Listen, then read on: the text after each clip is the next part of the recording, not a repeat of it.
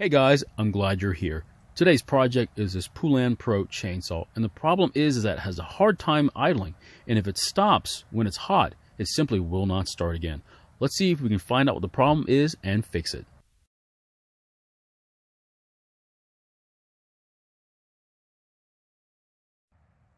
I know a lot of people don't like Poulan chainsaws, but I have to ask if it's from a personal experience or is it from word of mouth. I do work on these Poulans more often than other brands, but I think it's because more people bought them than the higher priced brands. Let's put some gas in this chainsaw, start it, and see exactly what the problem is.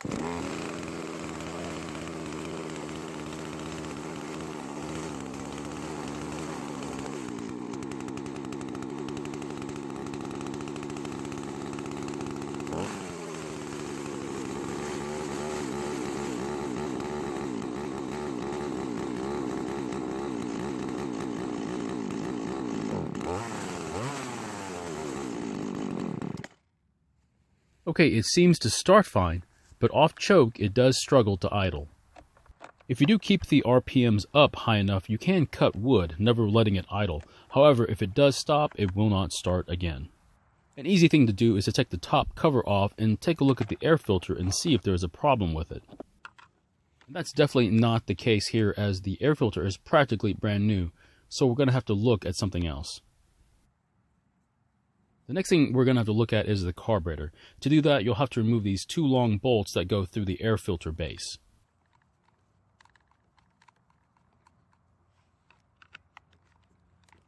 To make things easier, you could try to remove the handle, but I find it easier if I just work around it.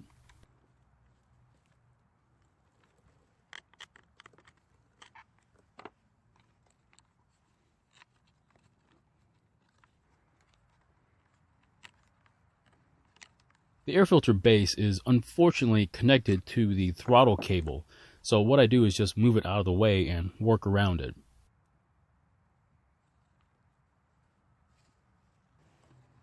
To disconnect the carburetor from the engine, you'll need to remove the fuel line to it, followed by the choke lever, the throttle linkage, and beware of any gaskets or plates that might come along with the carburetor.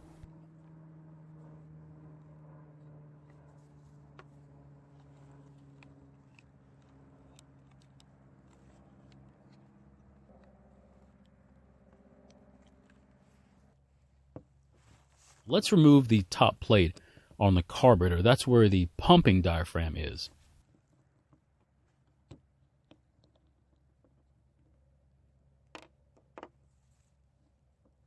Well, this is interesting. There's actually debris on top of the pumping diaphragm.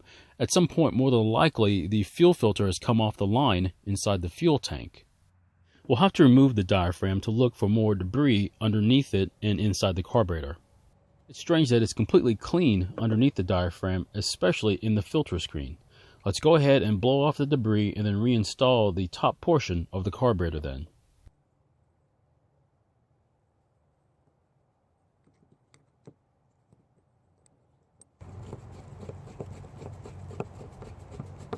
Now let's take off the bottom plate of the carburetor, which is where the metering diaphragm is.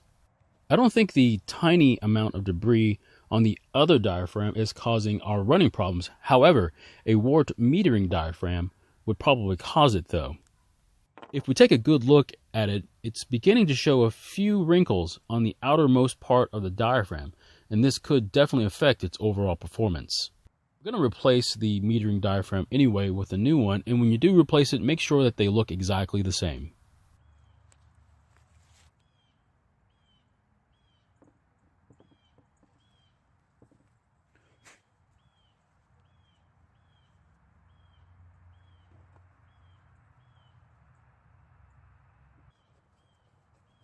And now that the carburetor is back together, let's reinstall it into the chainsaw.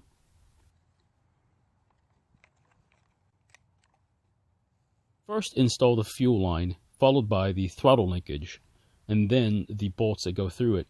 Make sure that all the gaskets and the plates are where they're supposed to be before stabbing the carburetor to the engine.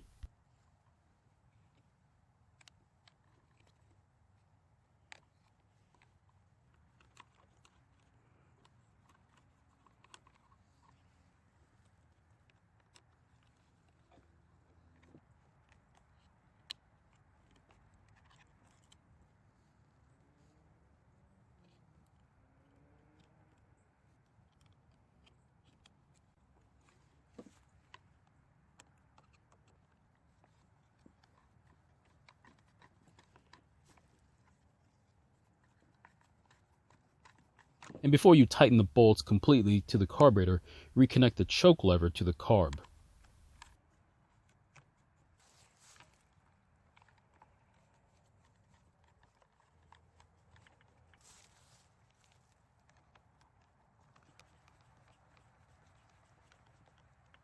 Now replace the air filter and make sure that the fuel line is in its clip.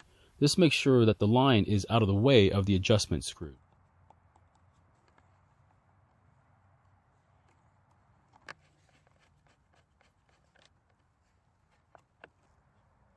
And with the top cover back on, let's try starting it.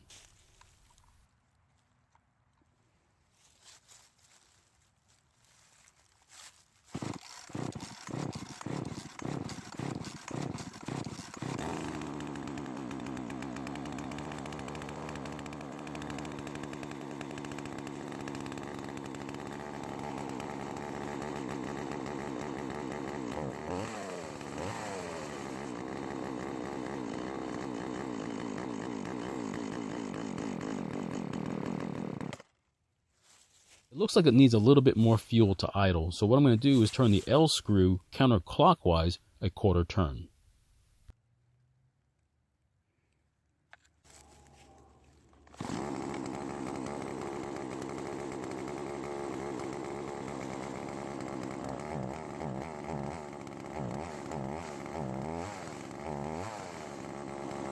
It does idle, but it needs a little bit more fuel to rev up properly to full speed. So what you'll need to do is turn the L screw another quarter turn counterclockwise.